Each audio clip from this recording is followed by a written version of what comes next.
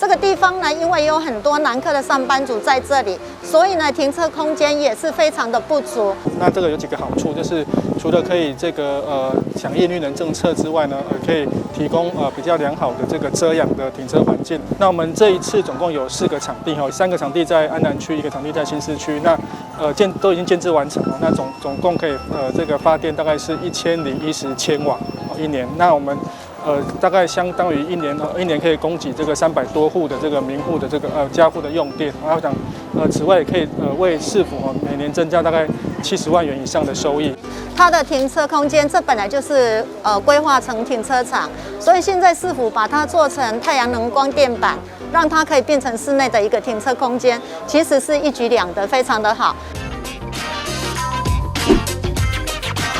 掌握市政3分钟，台南进步向前冲。欢迎收看《市政3分钟》。台南1年日照时间可达2000多小时，先天条件优越，可说是推动太阳光电的最佳城市。台南市交通局近期规划4处停车场，试办太阳光电停车棚，未来持续评估适当的停车空间，进行建置来增加能源，期待市民支持，一起迈向绿能环保城市的愿景。我们来听听韦哲市长怎么说吧。其实这个发想是因为我担任市长之后，发现有民众常常会有抱怨说来市政府洽公，结果车子晒得一下子没有多久，车子就晒得很热。那我想说，那如果要做成那个有顶的车棚，那不如就做成太阳能光电。所以在市政府前面的停车场盖了第一个太阳能光电停车场之后呢，不仅增加市库的收入，而且减少了洽公民众车子晒影响的烤漆，加上车子里面内部非常闷热的这种情形。那我们就把这个经验持续的向外，在公有停车设施来推动。台南市已经好几个学校的风雨球场能够做成太阳能光电，一方面学生在运动的时候减少了晒太阳这个中暑的机会，也让学校免费得到了风雨球场。因为这个风雨球场在很多学校来讲是免费盖的，那但是当然回馈的金额会比较少，那回馈的金额也会跑到学校的教育基金里面，所以是一举数得。我们陆续还会继续推广，不管是屋顶型，不管是停车场型，不管是风雨球场型，各种各式的只要是对于绿能有帮助，对于学校有帮助，对于公共建设有帮助的，这些我们可能都会持续在推动。接下来请收看中嘉新闻。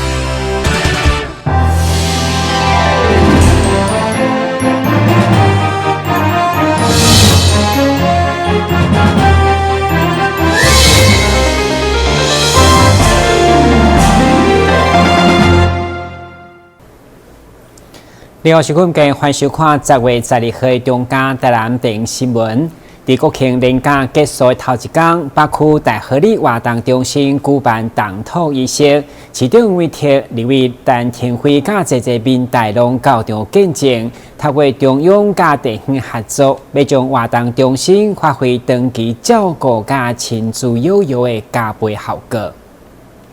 台南市北区大港里甲大河里分开了。大河里一直拢还未有家己的活动中心，这摆透过市长委托甲立委陈廷辉的帮助，经过中央甲地方的共同努力，总算伫12号的上午，经由大港国小的太鼓队替点礼来扭开序幕，并计算伫咧民国112年的时阵来完工。现场透过市长、立委，阁有真侪民意代表甲里长做伙来祈求动土的期间会当一切顺利平安。非常高兴，我们今天大河里的活动中心能够动土哈。那虽然天气有点毛毛雨，但是我觉得大家雀跃的心都没有改变，因为我们大河里活动中心结合了长照还有我们亲子悠游。那也感谢我们陈医生议员还有陈立飞委员在中央争取了这个补助的经费。那也并同我们议会各位议员通过了市府的垫付案，能够让这个活动中心能够顺利的动工。那我想说，我们期待能够如期如职的完工，能够让提供给社区的居民不管这个很好的一个休憩以及长照的空间。那尤其这也是另外一个例子，中央跟地方全力来一起携手，为了民众的权益来努力。活动中心这摆经费由卫福部补助2280万，甲市府的3167万，拢总的经费达到5447万。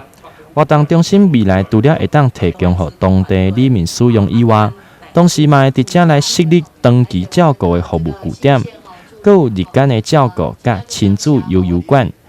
未来会变成3合1的多功能活动中心。我头想讲，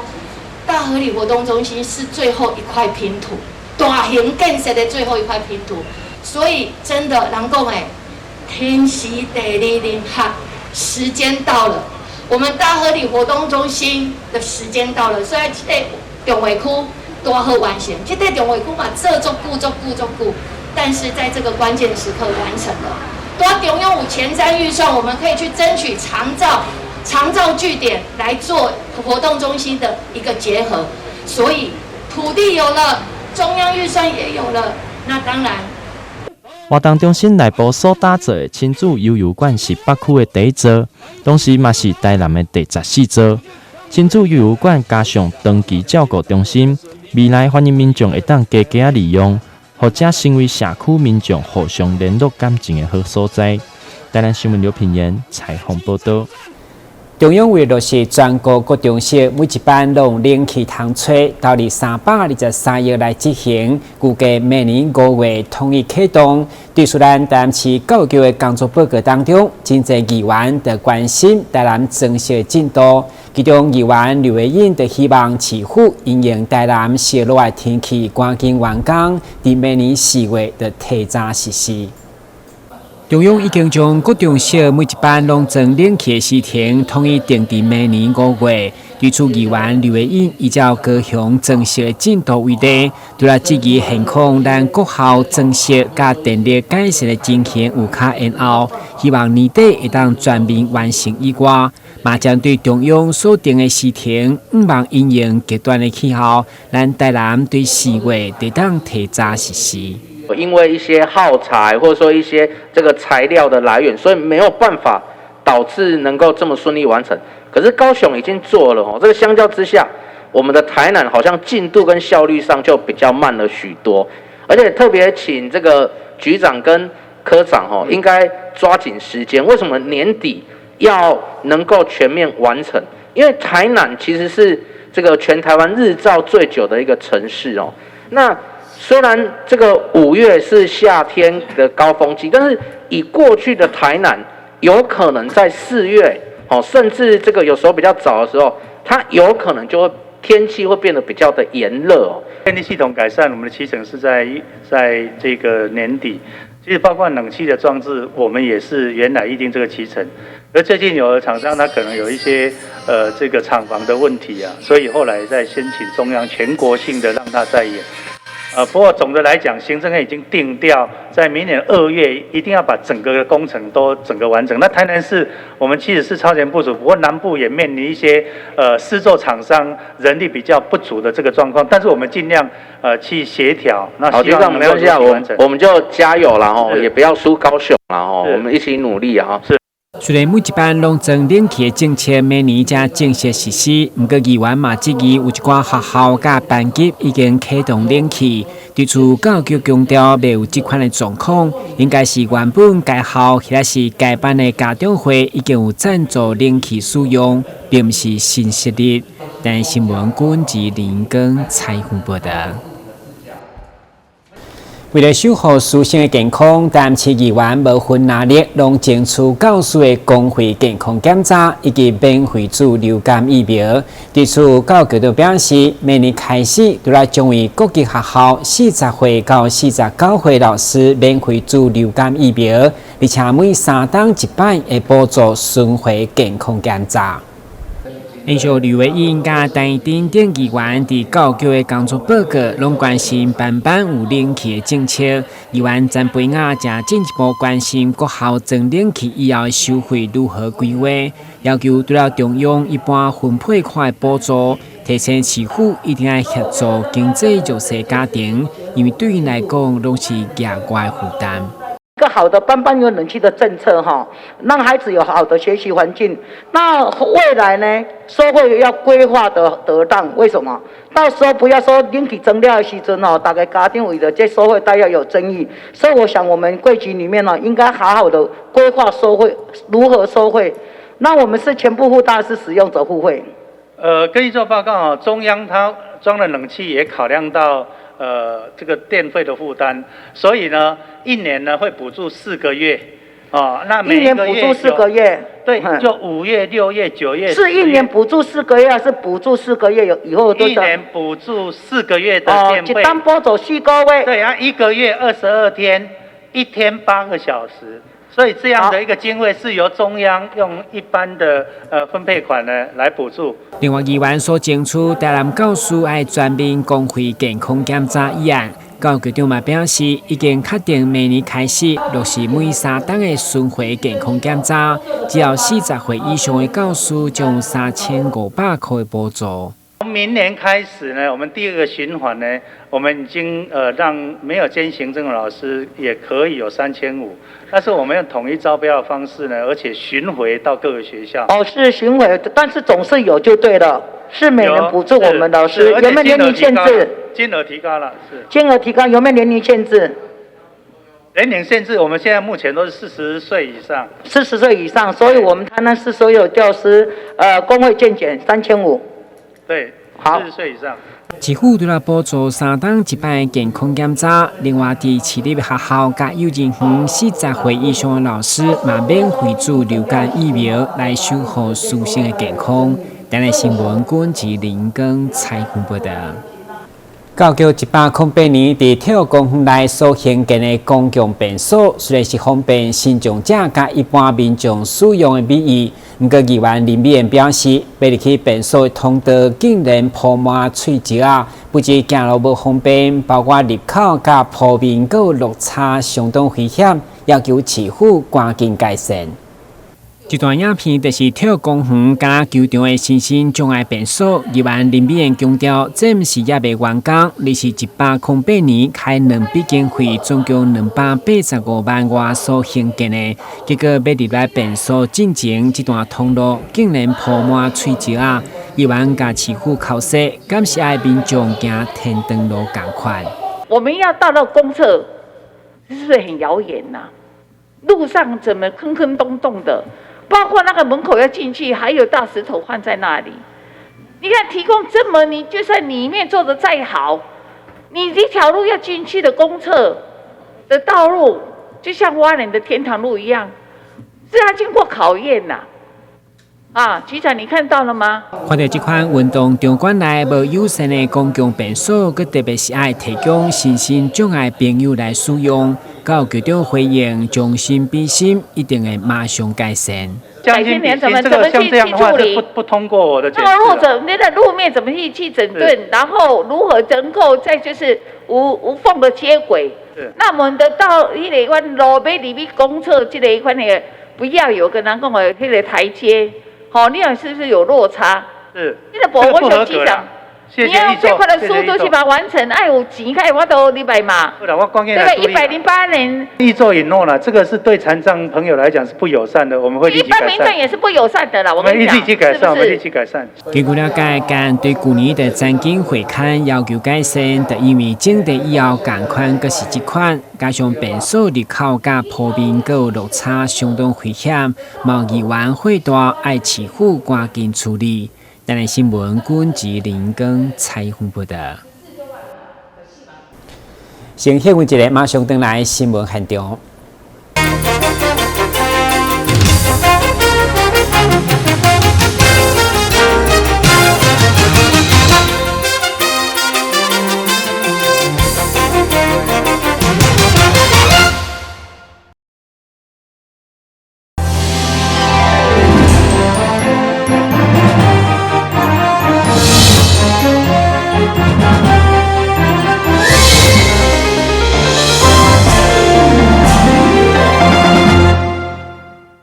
国庆连假当天，黄金海岸本周以家庭亲子教育作为主题，举办环境教育推广，其中媒体嘛亲自到现场，活动当中透过主要甲大家来同乐，并且对当中学习自然生态环境的重要性。国庆连假10月10号当日，为伫咧南区的黄金海岸方舟来举办亲子共游的活动。当天有诺亚方舟的桌游提供民众来耍以外，现场嘛音乐表演来互游客欣赏。透过桌游来增加亲子之间的互动，同时嘛会当互大人甲囡仔拢会当透过佚佗来熟悉经济动物，互因对咱所生活的生态有经济了解。活动的当天市长嘛到现场，并邀请民众会当趁连假的期间来现场体验。我们很荣幸可以跟黄金海岸方舟一起办活动，主要是推广益智桌游的好处，以及黄金方舟它的独特造型，全台首创的船型设计，然后可以融合跟我们诺亚方舟在一起。今天这一款桌游的话呢，它是结合了圣经诺亚方舟的故事，当诺亚要建造一艘大的方舟来拯救动物们，那我们的桌游就完全的复刻了他的理念以及想法，带小朋友假日来走走啊，参加那个桌游哈，那个启发小朋友的那个思绪啊，还有他的耐心这样子。你今天来玩这个桌游，你觉得好不好玩？好玩。好玩啊！还要不要再继续玩这个游戏？下一次？还要。还要。好。透过桌游会当互家人之间的互动增加，并减少3C 产品的使用。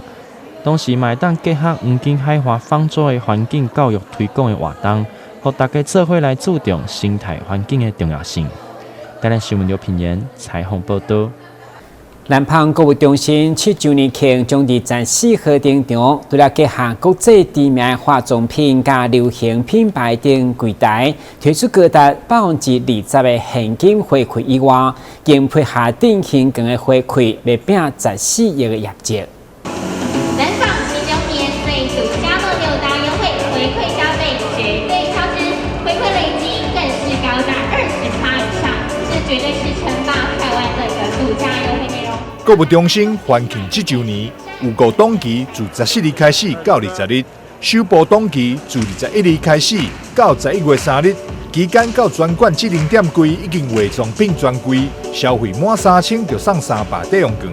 另外，伫快时尚的部分，有国际品牌 Zara、Zara Home、Mosmo Duty、Uniqlo、Gap、GU、H&M 等7间店，首次加入商品抵用券累积活动。然后南纺购物中心就是整个全台湾快时尚最完整的一个商场。那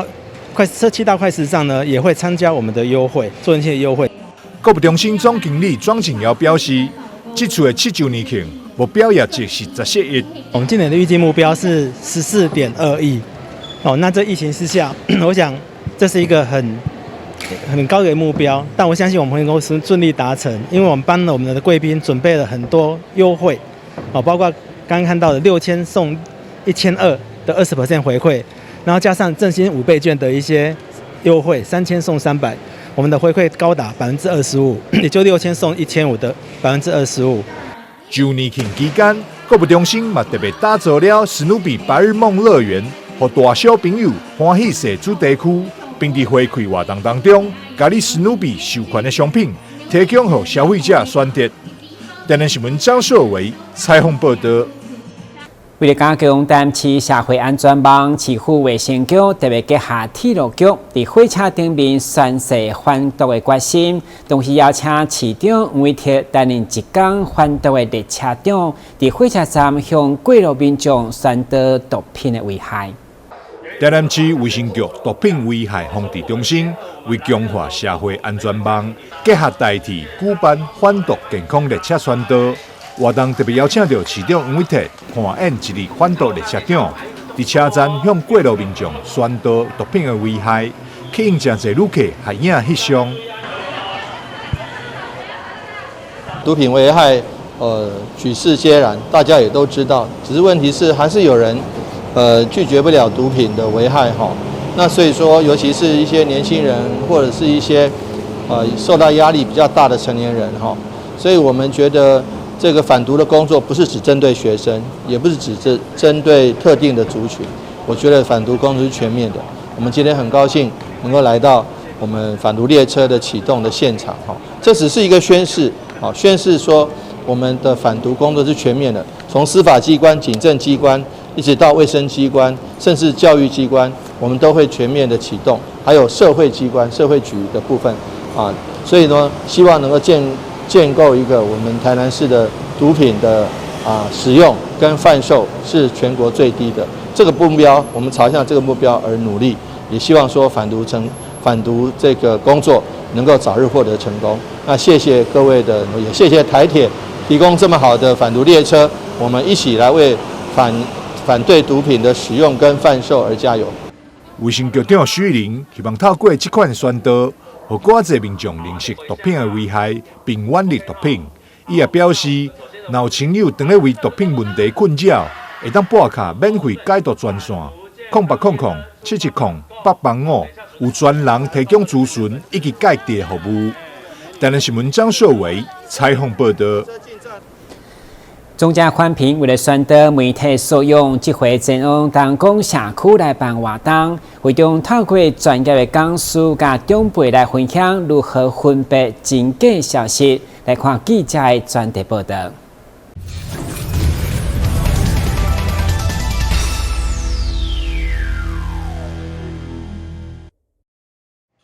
进入新媒体时代，所有的讯息透过各类不同平台都可以轻易的读取及分享。中嘉宽屏双子星3冠网也定期在社区活动中心举办媒体识读的活动，透过专业讲师的宣导，提醒长辈们能够有正确的媒体识读能力，避免受骗上当。今天非常谢谢我们3冠网双子星有线电视到我们东光社区来，为我们长辈里面